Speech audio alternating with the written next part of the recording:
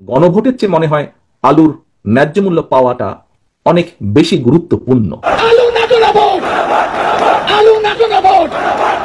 সামনে বিপদ দেখতে পাচ্ছেন বিএনপির মহাসচিব মির্জা ফখরুল ইসলাম আলমগীর। আমাদের ভারপ্রাপ্ত চেয়ারম্যান বলেছেন যে গণভোটের চাইতে বড় দরকার হচ্ছে আলু আমরা কিভাবে সংরক্ষণ করব। মানে তারেক রহমানকে নিয়ে কটূক্তি, বিএনপির আইনজীবীরা যেটাকে কটূক্তি বলে, ওই কটূক্তির অভিযোগ নিয়ে আদালতে গেলে মামলা নেয় না আদালত। ডাক্তার শফিকুর রহমানকে তো আলু শফিক, পিয়াজ শফিক কিছু বলে না। তারেক রহমানকে কেন বলে? প্রেস্টিজের বিষয়। তারেক রহমান কে? তার বিরুদ্ধে কটূক্তি করলেও বা কি, না করলেও বা কি, এতে আবার মামলা হবে কেন? বাংলাদেশ নামক রাষ্ট্রে তারেক রহমানের গুরুত্ব কতটা হ্রাস পেল আপনাদের এখন দেখাবো। মানে এখন প্রশ্ন আসছে যে তারেক রহমান কে? আচ্ছা, তারেক রহমানও একজন নেতা, ডাক্তার শফিকুর রহমানও একজন নেতা। তারেক রহমান যেভাবে বিতর্কিত হয়েছেন, ডাক্তার শফিকুর রহমান কি এরকম বিতর্কিত হয়েছেন? দেখাতে পারবেন? জামাত তো বিএনপির চাইতে বড় দল, এবং ডাক্তার শফিকুর রহমানের এনগেজমেন্ট তো তারেক রহমানের চাইতে বেশি। কিন্তু কই, ডাক্তার শফিকুর রহমানকে নিয়ে তো সেরকম উল্লেখযোগ্য কোনো বিতর্ক নেই। ডাক্তার শফিকুর রহমানকে তো আলু শফিক, পিয়াজ শফিক কিছু বলে না। তারেক রহমানকে কেন বলে?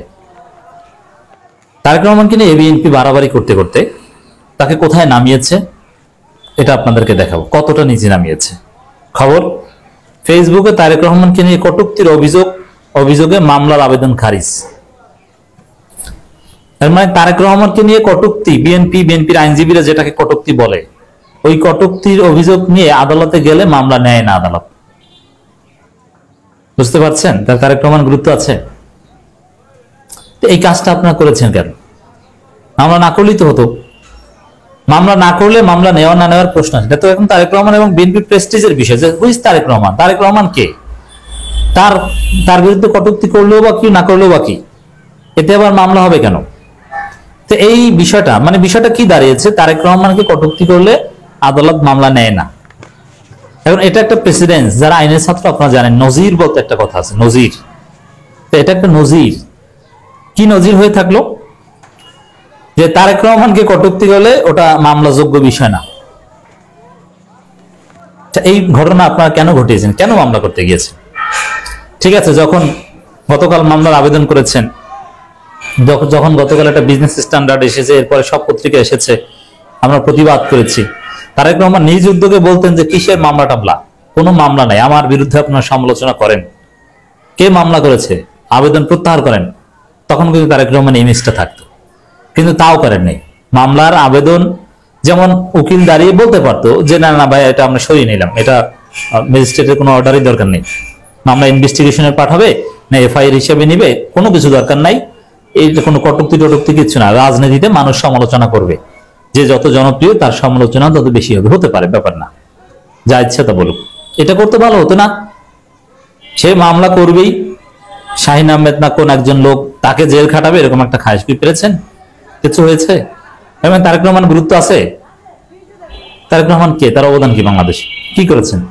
সাবেক কোন প্রধানমন্ত্রী, না এমপি, না প্রাইম মিনিস্টার, না কি? বাংলাদেশে তার স্পেশাল অবদানটা কি? কিছু করতে পেরেছে যে এই ভালো কাজ করেছে, এইটা করেছে, বা এই ক্ষেত্রে অমুক স্বৈরাচার পতনে অবদান রেখেছে? কিছুই তো দেখাতে পারবেন না, দেশেও আসতে পারছেন না, তাহলে কি? এমনকি আগামী নির্বাচনে আপনার নির্বাচনী পোস্টারের কোনায় তারেক রহমানের ছবি টানাবেন, এটাও পারবেন না। বিএনপির ভারপ্রাপ্ত চেয়ারম্যান তারেক রহমানকে নিয়ে ফেসবুকে কটূক্তির অভিযোগে শাহিন মাহমুদ নামের এক ব্যক্তির বিরুদ্ধে করা মামলা আবেদন খারিজ করে দিয়েছে আদালত। কেমন লাগে এখন?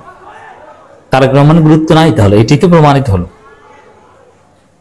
20 নভেম্বর ঢাকার সাইবার ট্রাইব্যুনালের বিচারক সাইদুর রহমান গাজী এই আবেদনটি খারিজ করে দেন।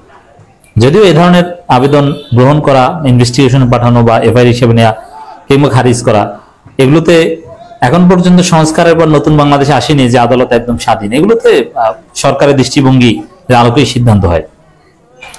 সেক্ষেত্রে সরকারি দৃষ্টিভঙ্গি হয়তো যে না, মামলাটা আমরা নেওয়া যাবে না, নইলে সাইবার সিকিউরিটি অ্যাক্টের কি অপব্যবহার এটা আমরা আগে দেখেছি। সরকার চাইলে, যেমন এখন যদি আওয়ামী লীগ ক্ষমতায় থাকতো আর সজীব ওয়াজেদ জয়ের বিরুদ্ধে যদি কেউ এরকম বলতো, তারপর যদি কেউ মামলার আবেদন করতো, এটা কোর্টে যাওয়া, ওটা থানায় মামলা করলেই সাথে সাথে নিয়ে যেত। কোর্টে মামলা এবং থানায় মামলার মধ্যে পার্থক্য আছে, আপনারা জানেন যে থানায় মামলা করলে থানা ইনস্ট্যান্ট সেটা আমলে নিতে পারে এবং সাথে সাথে সরাসরি তারা গ্রেপ্তার করতে পারে আসামিকে। এবং ডিজিটাল সিকিউরিটি আইন যখন ছিল, সাইবার সিকিউরিটি আইনের আগে, তখন একজন পুলিশ নিজেও বাদী হয়ে মামলা করতে পারতো এবং এটা করতে পারতো, কিন্তু সেটা পরবর্তীতে কিন্তু আর টিকে নাই। তাহলে তারেক রহমানকে বিএনপির লোকজন নিজে নামাচ্ছে। এই যে তারেক রহমান দেশে আসতে পারছেন না, দেশে আসতে না পেরে যেই ট্রলের সম্মুখীন হচ্ছেন, মান সম্মান যাচ্ছে, এটাও বিএনপির দোষ। বিএনপির একটা অংশ তাকে দেশে আসতে দিচ্ছে না, পরামর্শ দিচ্ছে আইসেন না, এই সেই নিরাপত্তা, নানান জুজুর ভয় দেখাচ্ছে। এর পেছনে বিএনপি দায়ী। আগে আমাদের ভারপ্রাপ্ত চেয়ারম্যান বলেছেন যে গণভোটের চাইতে বড় দরকার হচ্ছে আলু আমরা কিভাবে সংরক্ষণ করব, আলু আমরা কিভাবে উৎপাদন করব এবং সেটাকে সংরক্ষণ করব। তো আমারও বক্তব্য তার কথার সূত্র ধরে, আমরা গণভোট, আমরা পিআর, নানা কথা বলছি, কিন্তু সবচেয়ে বড় যে দায়িত্ব সেটা হচ্ছে মানব সেবা।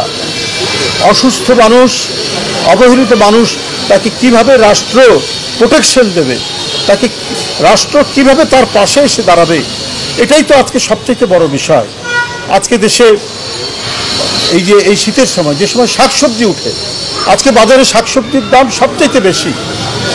আজকে গরুর মাংস 900 টাকা কেজি, খাসির মাংস 1200 টাকা কেজি, মুরগি, দেশি মুরগির কেজি হচ্ছে 600 টাকা। গরিবের মাংস বলে পরিচিত পাঙাশ মাছ, তার কেজি হচ্ছে 250 থেকে 300 টাকা। একটা ওয়েলফেয়ার স্টেট যদি আমরা বলি, তো সেটা ওয়েলফেয়ার স্টেট তো আমরা গঠন করতে পারছি না, আমরা এখনো সেটা নির্মাণ করতে পারিনি। কিন্তু আমাদের মুক্তিযুদ্ধের অঙ্গীকার, আমাদের 90-এর গণ অভ্যুত্থানের অঙ্গীকার এবং 24-এর জুলাইয়ের যে মূল অঙ্গীকার, আপনি 84 ধারা করুন আর দায়ী করুন, মানুষের পেটে যদি আহার না থাকে, অসুস্থ মানুষ যদি চিকিৎসা না পায়, তাহলে কিসের আপনার সনদ? সনদের মধ্যে তো প্রথমেই থাকতে হবে অসহায় মানুষের, তাকে বাসস্থান দেওয়া, তার সন্তানের চিকিৎসা, তার সন্তানের শিক্ষা, এগুলো নিশ্চিত করা। এটাই হওয়া উচিত সবচাইতে বড় সনদ। আমরা পিআর না গণভোট, এইটা নিয়ে আমরা কথা বলছি। গণভোট আমরা যেটা দেখলাম যে 4টা প্রশ্ন আছে, সে 4টা প্রশ্নের উত্তর দিতে হবে, হ্যাঁ বা না।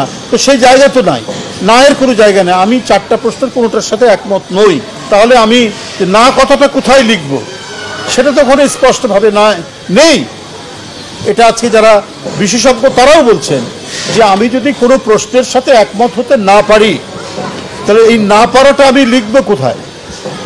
সেই দর্শক, এতক্ষণ পর্যন্ত যারা আপনারা আমাদের সাথে ছিলেন এবং আমাদের এই ভিডিওটি ধৈর্য সহকারে দেখেছিলেন, সকলকে জানাই আন্তরিক মোবারকবাদ। এরকম নিত্য নতুন ভিডিও পেতে চ্যানেলটিকে সাবস্ক্রাইব করে পাশে রাখা বেল বাটনটি অন করে দিবেন। আপনি কোন ধরনের ভিডিও পেতে চান কমেন্টস বক্সে জানাবেন, যদি কোনো মন্তব্য থেকে থাকে সেটিও জানাবেন কমেন্টস বক্সে।